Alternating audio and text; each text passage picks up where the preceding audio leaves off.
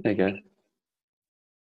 Hi everyone, this is Paul Mallory from the Thrive Tribe. Welcome. I'm delighted to welcome to our video interview today, Peter Docker. Welcome, Peter. Thank you, Paul. Good morning. Good morning to you. And Peter Docker is one of the founding igniters of Start With Why. You may have seen these videos on YouTube. They're fascinating videos. Do have a look. With Simon Sinek. Peter Docker is a co-author of a new book with Simon Sinek called Find Your Why. Peter, show us the book. Sure thing. There we are. In nice bright blue. It's, I think, available in about 10 languages all over the world. So wherever you are, you can find a copy of that. Looks really useful to our Thrive Tribe, Peter, which I was just explaining to you what the Thrive Tribe is all about, finding tips and help to enable us to thrive in life, become more inspired about what we're doing and really find some meaning and purpose in life. And that's what I'd love to chat to you today, if that's okay. Sure. And maybe just start with that, Peter. It's the Thrive Tribe is all about thriving. Perhaps you could talk a little bit about what thriving means in your life, maybe a little bit of your journey of, you've got a fascinating job now. I'd love to know how you got to it, what you were doing. Just tell us a bit about yourself. Okay, so the reason I get out of bed every day is to enable people to be extraordinary so that they can do extraordinary things. Mm-hmm. And that's what we call a why statement. This is my why. We all have one. We all operate on 3 levels: what we do, how we do it, what makes us different, special, or whatever, and then why it is we do what we do. And by why, we mean what's our cause, what's our high purpose, what's our belief. And my why is to enable people, to enable them to be extraordinary. So I mention that now, Paul, because I've done lots of different whats in my life. Yeah. I used to be a pilot with the Royal Air Force here in the UK. And I was in the Air Force for 25 years. I was a relatively senior officer. I've commanded people in combat situations, been a force commander for the UK.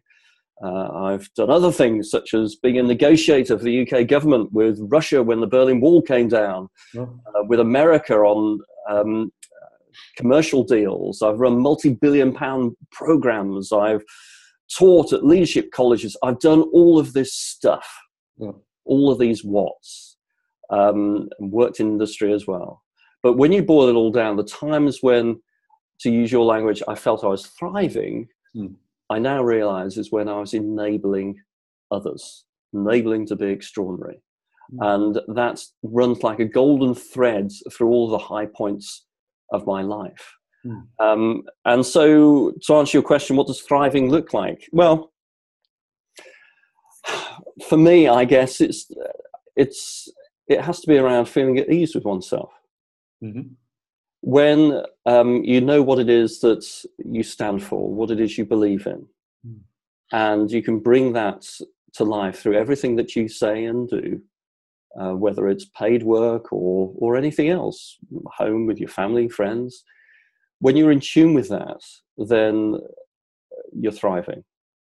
And when we turn to apply that, say, to work or the things that we do in life to generate income so as we can have the freedom that we choose to have. Sometimes in work, if you are in work on something that is in tune with your why, your purpose, then we say that we love our job. Which doesn't mean to say that we like it all the time. It's if we have kids, we don't always like what they do every day, but we always love them. And so it is with a job where we feel that we're at ease, when we feel it's in tune with what it is we believe, and we're at work on something that goes beyond just self. At a biological level, we're wired to serve others. That's how, as a species, we have thrived, not just survived. So it's a case of working with that biology rather than in spite of it. So do you think, that's really interesting, Peter, you put your finger on something there. Do you think that enabling others that you talked about, is that common to all human beings, do you think, or is that something that you particularly is in your profile? Well, that's just the way I express my particular why. Why, W-H-Y, we use that as shorthand for what's your cause, what's your high purpose, what's your belief. And we all have one. It's just that most of us haven't learned how to articulate it. It's only when you put it into words that it then can become actionable. Yes. Mm. And we can make decisions based on it, and live intentionally around it. Yes. So that's my why. But to your point, serving others, this is how we are biologically wired. It's nothing to do with psychology. If we go back 50,000 years, when we lived on the open plains, it wasn't a great place, really, in many ways. There were dangers all around. And yet we not only survived, we thrived, and yet we were not the biggest, not the strongest, not the fastest animal, yet we managed to thrive. And that's because biology worked out that as individuals we're pretty rubbish, but together we're incredible. And so we came together in groups called tribes, a tribe being defined as a group of people who believed in the same thing. In other words, had the same sort of higher purpose. And that meant that in that tribe, we felt safe. We felt safe to be able to sleep at night because somebody else was watching over us, watching out for all those dangers, whether it's a saber-toothed tiger or the weather or lack of food or whatever. And so at a biological level, there are chemicals that reinforce those behaviors that keep the tribe together. There's 4 chemicals. There's oxytocin and serotonin, which keep us together as a tribe, but also there's endorphins and dopamine, which drive us forward as individuals. So this is all simple stuff. Actually, it's biologically based, but in the modern world, we tend to forget about that. Yes. Which is a pity. Yes, and it's paradoxically, as we become more technically connected, think of social media and so on, it seems like isolation of individuals increases. Absolutely. It's like two things are happening at the same time, it feels, which is slightly worrying. So it was enabling others. That was the thing that sparked your sort of mission and purpose. The other thing I'd like to ask you about that, if I may, just digging into that a little bit more, is how did you know it was enabling others? What were the clues? Because one of the things I blogged about, Peter, is how do we know, what it is in us? Because there's a lot of things potentially it could be. And there are various models I've looked at online where you look at your strengths versus what's needed in the world and so on, and you work out what your purpose is. I mean, my personal theory that I've developed is it's about when I feel that energy. I know it when I feel it, it hits me. So we're trying to help people spot what it is in their lives that is their golden circle or their why, if you like. So how did you discover that it was enabling others? Was it feeling? Was it well, let's talk about more broadly, because this is to help anybody watching this video too. So the process I followed is the process that we prescribe in that book I mentioned earlier about finding your why. And first and foremost, this is not about when you're discovering your why. It's very important. It's a discovery process. It's not a creation process. When you're discovering your why, it's not about anybody else initially. It's about you. Before we can stand out, we need to stand for something. So it's about reflecting on you. And the important thing is that the discovery process is through looking back in your past. Yes. And this is important. It's not about aspiration. It's not about what you choose, what you aspire to be. It's about who you are. And so what we have people do, and what I did, is look at specific stories from our past. And by specific, we mean stories that are specific in time, place, or people. Stories that in our memories we perhaps would like to revisit if we could, in a positive way. We'd love to relive those moments. And this is because when we talk about specifics, it triggers emotion. We're emotional animals. That's how we are built. Like it all, know that it's how we're built. And memories are triggered when or formed when emotions are triggered. And these can be great emotions or not so great emotions, but that's what forms the memory. So when we go back in time and look at specific stories, certain themes start to emerge. Common themes between several stories. And those themes, there's usually 5 or 6 of them. Actually, there are never any more. There's nothing scientific about this. It's just the way it works out. And the first amongst equals of those themes is actually the source of your why. But this is vitally important. Your why is not aspirational and it comes from your past. And let's make this really simple. Paul, when we meet somebody for the first time and instinctively we're trying to figure out whether we're going to be friends with them or not, yes? We do that subconsciously. What actually we're doing is getting a feel for this person about what they've done in their lives, not what they talk about they're going to go and do. Yes. And it's that which is authentic, and that's which builds the trust and the loyalty. Yes. And exactly the same process when we're discovering our why. It's about what we've done, who we are, what's our fingerprint, rather than what we aspire to be. Yes. But then once you've got your why, it can act as a springboard to that aspiration. And whatever aspiration you have to do in the world, if it's in tune with your why, you know you're going to feel fulfilled. Yes.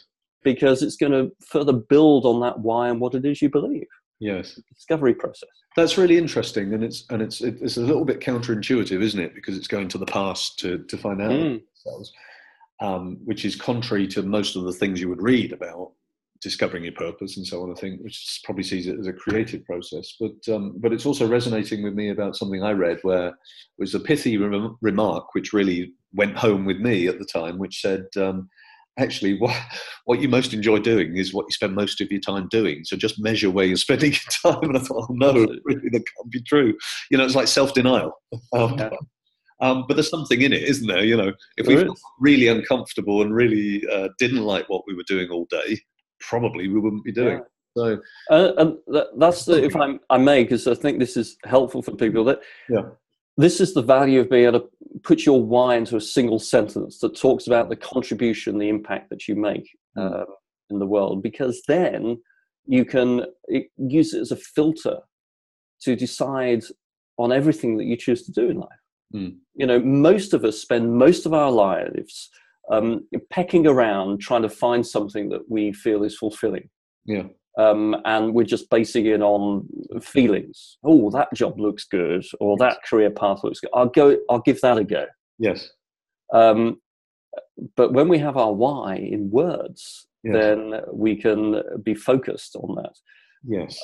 And there's a brief story I can tell. Please. I think will be helpful. A few years ago, a friend of my daughter, I've changed the name. This story's in the book, actually, but I've changed the name. I think we call her Cecilia. Very bright young woman, got a scholarship to Oxford University in the UK, which is quite a good school. And she was doing very well indeed. She then went for a job interview. And it was the traditional type job interview, the lonely candidate chair in the middle of the floor and 4 suited guys behind the desk, looking quite intimidating, brother. Yes. And she sat on that lonely chair. And eventually one of them looked up and said, Celia, right, you've applied for this job. Many others have. What are you going to bring to this job? Now, fortunately, Celia had done a wide discovery and she knew her why. So she sat there quite calmly, completely at ease. And she said, before I tell you that, she said, let me tell you why I get out of bed every day. She said, I get out of bed every day inspired by the possibility of walking alongside others and enabling them to be all they can be. I happen to notice from your website, that's exactly the sort of thing that you believe too. So why wouldn't I apply to come and work with you? I also have these set of strengths and capabilities which I think will help create the vision of the world that you imagine.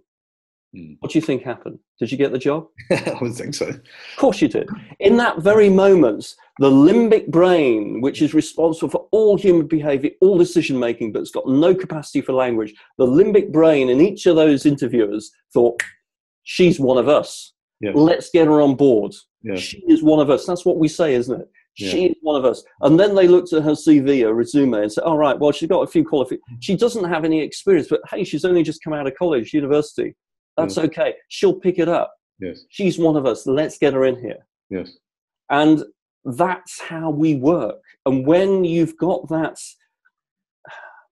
the courage that comes from being able to put into words what it is you believe. Yes. like Seeley, you don't have to prepare lots of stock answers for things like interviews, because you just speak from what we say, our heart. Yes. You know where you're starting from. It reminds me of a conversation I was having with my daughter, who's at university at the moment, the other day, about she'd been reading a book about the law of attraction, and there are many different versions of what that is. I was just explaining to her my version of that is actually it's quite simple. When you're really clear about what you want, all the opportunity suddenly appears. The tough bit is getting clear about what it is you want. Absolutely. Do you agree with that? Totally. I had a wonderful time just before Christmas. I went to University College London and ran what we call a jump start to finding your why with a bunch of undergraduates, and I loved it. Yeah. Because they're just brimming with enthusiasm and potential. Yes. And I think it is one of the most valuable things that anyone can do.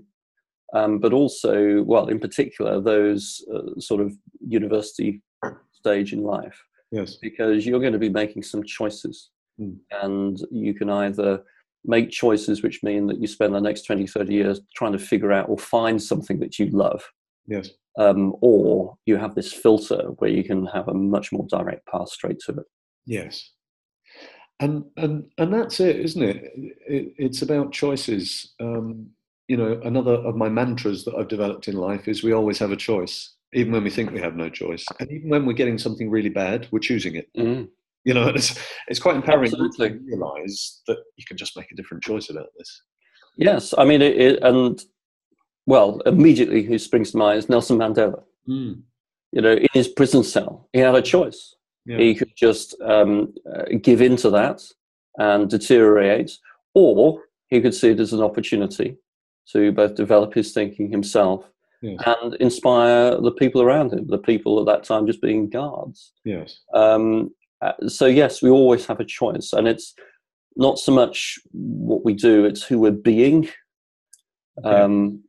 through those choices that we make, what it is we bring. And that's such an important point as well, Peter, that I've discovered over the years, that people get fixated about the what and the how, don't they? And the other thing, another conversation I was having with somebody the other day, as humans, we seem to talk ourselves out of everything.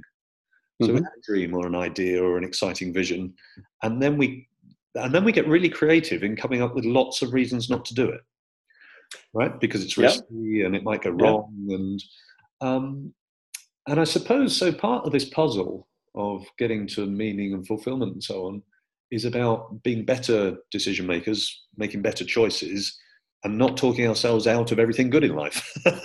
Would you agree? Well, yes. I mean, I agree, absolutely, and I'll keep coming back to it because it's so fundamental. When we're clear on our why, and we can talk about it, put it into language, some interesting things happen. First of all, not only do we have the opportunity then to make choices that build on our why, but also when we have the courage to speak about it, then we inspire others who believe what we believe to come and join us. And by joining us, that can mean join us to work together, or just as friends, or just as cheerleaders who cheer you on.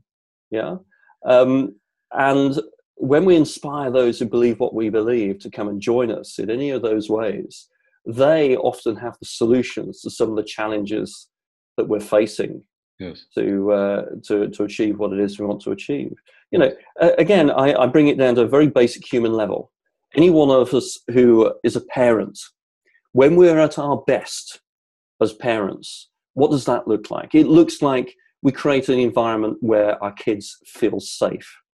We create an environment where we don't tell them what to do, but we give them guidance and support them. We help them. We often talk about helping them go for their dreams. Well, actually, in the best way, it's when they are in tune with why it is they do what they do, or why they get out of bed each day. And we support them. When they fall down, we help them up, physically or metaphorically. Help them on their way. And this is what great organizations look like. It's what great friends look like. It is all actually very, very simple when we take it all the way back down to how we operate biologically as human beings and when we're at our best. Yes, absolutely right. And the point you're making about thinking about who we're being, I think, is a great point as well. So, as I said, I think people get obsessed with the what and the how, especially young people. And I remember doing it myself, leaving school. You know, it was all about what should I do? What should my job be? What would suit me? What I do today, I couldn't have invented in my wildest dreams then, just because I wouldn't have known it exists, to be honest. So, you know, back in school days, the choices were policeman, fireman, you know, and teacher. It was obvious job titles. Yes. Now, more than ever, of course, my son, as I was explaining to you before we started the video, my son works online. He's created his own role doing what he loves, and he makes money doing it. You know, so that there was no job description for that when I was at school, or even when he was at school, probably. So it's so much more important, isn't it, to focus on who do we want to be in life, and just yes, and to your point, you know, I remember when I was at school, the question that was asked was, who do you want to be? What do you want to be? Now it's, what do you want to do? Yes. And we can expand this further. You know, there are those two things: who we're being and what we're doing. We need both. We need to get on and do things. We all have to-do lists, yes. But who we are being fundamentally affects the outcome of that situation. Yes. Fundamentally. Yes. And again, we can think about this through our own experience. Most of us can remember particular teachers or mentors when we were at school, college, university, whatever, yes, who we will always remember. Mr. Appleby was one of mine at high school. And it's not so much what they were teaching, it was who they were being. Yes. Whilst they were teaching it, and the possibility they ignited in me and others. That's what I remember. I fairly recently changed my dentist to another equally well-qualified dentist. Yes. It wasn't so much what they were doing, it's who they were being whilst I was in their surgery. Yeah. So being things so important. And this is really resonating with me, Peter, and some of the coaching I've done with people in jobs in organizations who have felt really constrained by the job and their job description. And I found myself saying to them on occasion, do you know, you have no idea of the scope you have to choose how you go about that. I mean, look at your job description. How much does it actually tell you?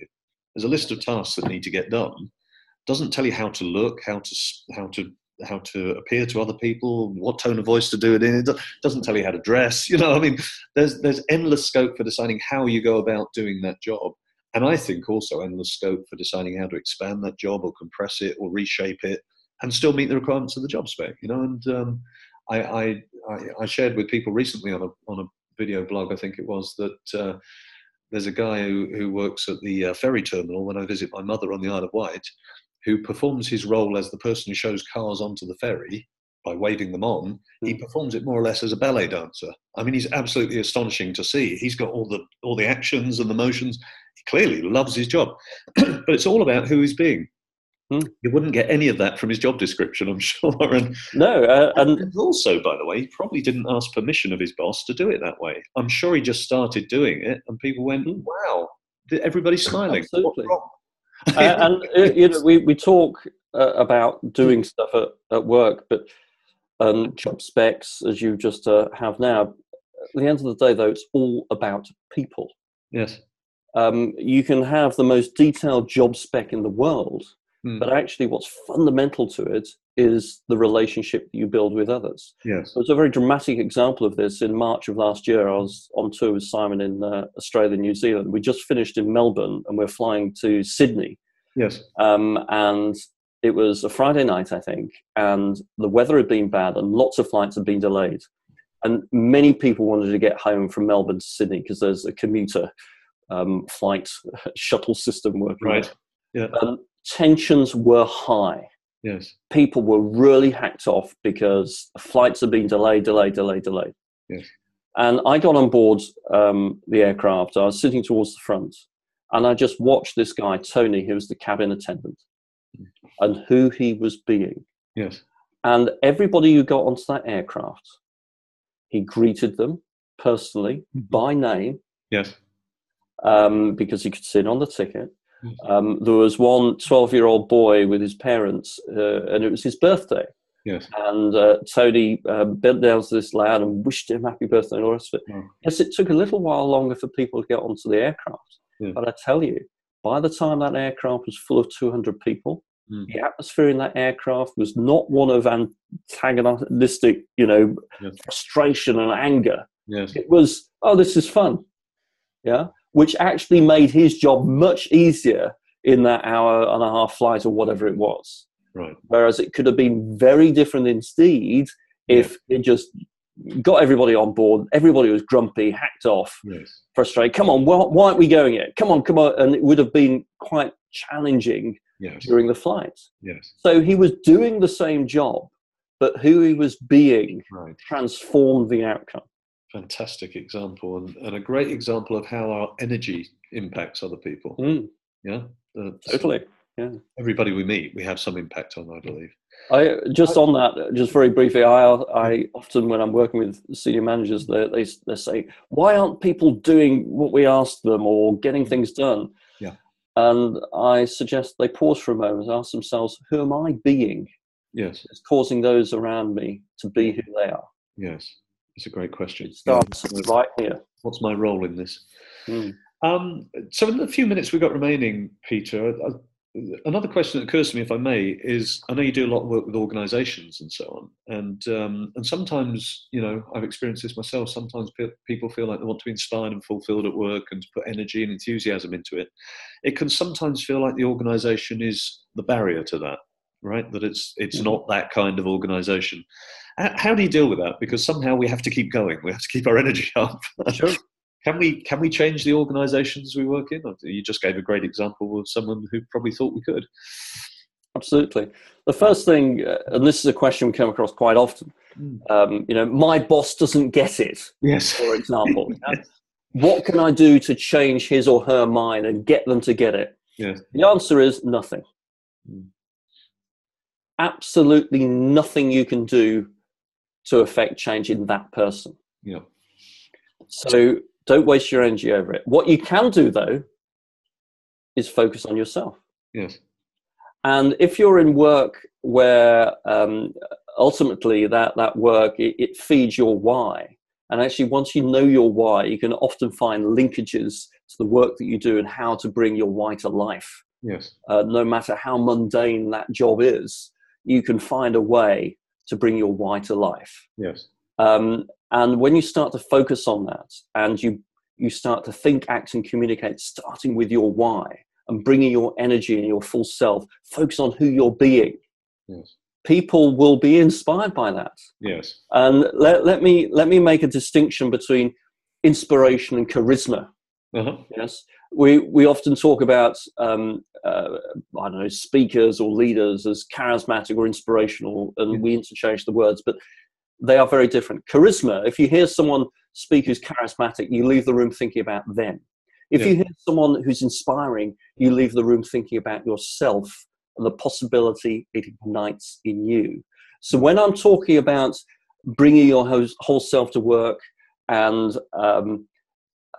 working in tune with your why and that inspiring others, what I mean by that is it opens up possibility in others. Yes. And what we see quite often, even in huge companies, when a small division or even a small team starts to think, act, and communicate, starting with why, then it's like a glow that starts to occur.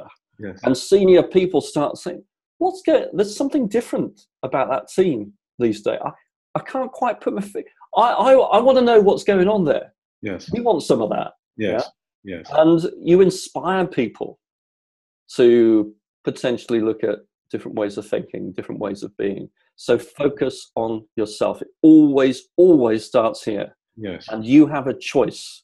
Who you're being when you step through the door on a Monday morning, that's your choice. Yes. Every time I step onto an aeroplane, the cabin attendant says to me, good morning, Mr. Doggett. How are you? I say, fantastic. Brilliant. And they go, wow. And after a long flight of 8 hours, the cabin attendant that I said that to when I first got on board, as I was leaving, she came up to me. She said, can I thank you? I said, what for? She said, when you came on the aircraft this morning, you transformed my day. Wow. And that was through one word from me. And I was speaking it authentically because I believed it. Wow. I was fantastic. I was loving the day, and that transformed somebody's life. Do you know what I love about that anecdote as well? It's the tiniest micro things that transform big things. Because we always feel like everything's a major project and a major effort. Yeah. It's not, is it? It's just saying something nice and smiling. Absolutely. Can I build on that? Because I think you've raised a very important point. At the end of the day, no matter who we are, no matter what country we're in, what culture we belong to, when we come to the end of our time, we like to think, what difference have I made? Yeah. What difference has I being on this planet made to others? Yes. It's how we're biologically wired. Yes. And quite often when people are reflecting on this, they're thinking about the big things. You know, I've got to do big things to make a significant difference. Yes. I challenge that. Yes. My belief strongly is that if you want to be significant, think small. Wow. In my time, in all my different careers that I mentioned right at the start of this call, yes, I've been in situations where, you know, I've been leading many hundreds or thousands of people. I don't know each and every one of them. Yeah. But when I've been particularly in, you know, my military time, when it's been high stress environment where people's lives are on the line, most of my time I've spent going around checking in with the people. You know, you get everything you need. Got the equipment you need, having enough to eat, you know, how's home, yeah, and just checking, having that one-to-one human connection. It takes a few seconds. I have always been astounded by how much difference that has made to that individual, even though I don't remember that moment. Yes, and it works the other way for me as well. I came back after being in a war zone for 4.5 months. And I was a pilot. I landed the aircraft. We flew big aircraft. I was the force commander. And I was just about to leave the aircraft. My wife had gone home in our car. I had my 2 teenage kids at the time in my little car, which I just used for going around the airfield. And I was about to drive off, and there was a knock on the window. And there was John, one of my aircraft mechanics, who'd been out in the desert with me 4.5 months. And he stood there. On one arm, he had his wife. And in his other arm, he had his new baby boy that he'd just met for the first time. I wound down my window. I said, "Yes, John, what is it?" He said, "Boss," he said, because that's what they called us in the Air Force. He said, "Boss," he said, "I just wanted to say, thanks for bringing us all home safe." Well, just telling that story right now just gets to me at an emotional level. Yes.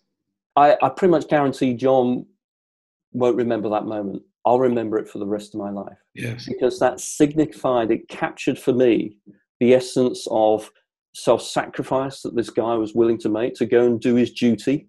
Yes. That, you know, when you sign on the dotted line, that's what you're signing to do in the military. You go and do your duty. Yes. He came away to play his part.